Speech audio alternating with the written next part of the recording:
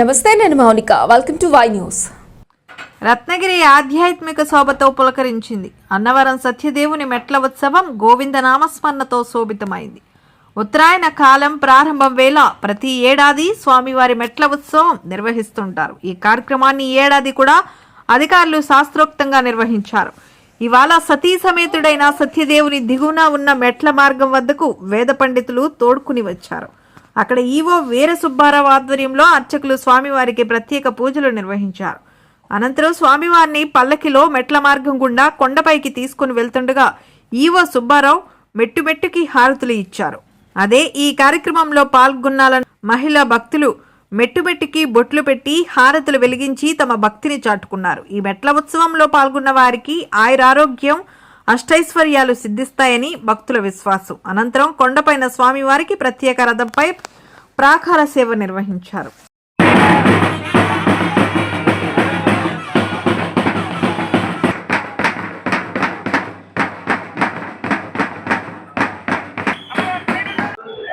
జై సత్యదేవ.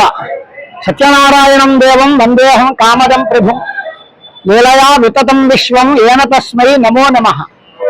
అఖిలాండ కోటి బ్రహ్మాండ నాయకుడైనటువంటి శ్రీ మహావిష్ణువు తమ వామభాగంలో అంటే ఎడమ ప్రక్కన అనంతలక్ష్మి సమేతుడై కుడి ప్రక్కన పరమేశ్వరుడితోటి ఏకశిలపై అనంతరతానిగా వెలిసినటువంటి దివ్యమైన క్షేత్రం అన్నవర క్షేత్రం. మాసానాం మార్గశీర్షోహం అన్నట్లుగా శ్రీ మహావిష్ణువు ఆ మాసములన్నింటిలోనూ కూడా మార్గశిర మాసం నేనే ఉన్నాను అని తెలిపి ఉన్నాడు. ఆ కారణంగా అన్నవరం క్షేత్రంలో ఈరోజు మెట్లోత్సవం చాలా వైభవంగా జరిగింది.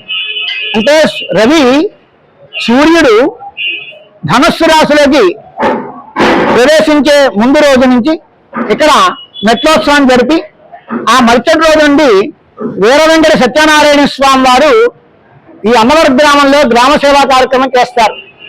ఈ గ్రామ సేవా కార్యక్రమంలో పురోహితులు, వేద పండితులు, అర్చకులు, దేవస్థానం సిబ్బంది ఈ గ్రామంలో స్వామివారి పల్లకీతో తిరిగి గ్రామం అంతా కూడా తిరిగి వచ్చి మళ్ళీ స్వామివారు మెట్ల మార్గం ద్వారా పైకి వెళ్తారు.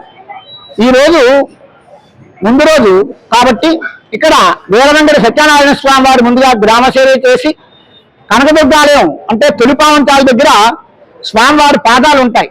ఆ పాదాల దగ్గర సత్యనారాయణ స్వామి వారు పల్లకీతో ఇక్కడ సమేతులై ఇక్కడ స్వామివారికి పురుష సూక్త స్త్రీ సూక్త విధానంగా కార్యక్రమం పూజా విధానం కార్యక్రమం అవుతుంది.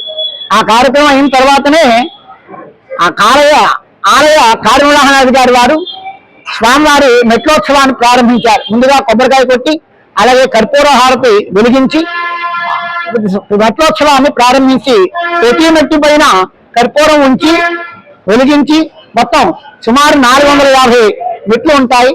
ఆ ప్రతి మెట్టు పైన భక్తులందరి ద్వారా కూడా ఆ కర్పూర దీపాన్ని వెలిగించి మెట్ల మార్గం ద్వారా పల్లకీతోటి సత్యనారాయణ స్వామి వారు అమ్మవారు కూడా పైకి చేరుకుంటారు. ఇది చాలా విశేషమైనటువంటి రోజు. అందులోనూ రేపు రవి కర్కార సత్య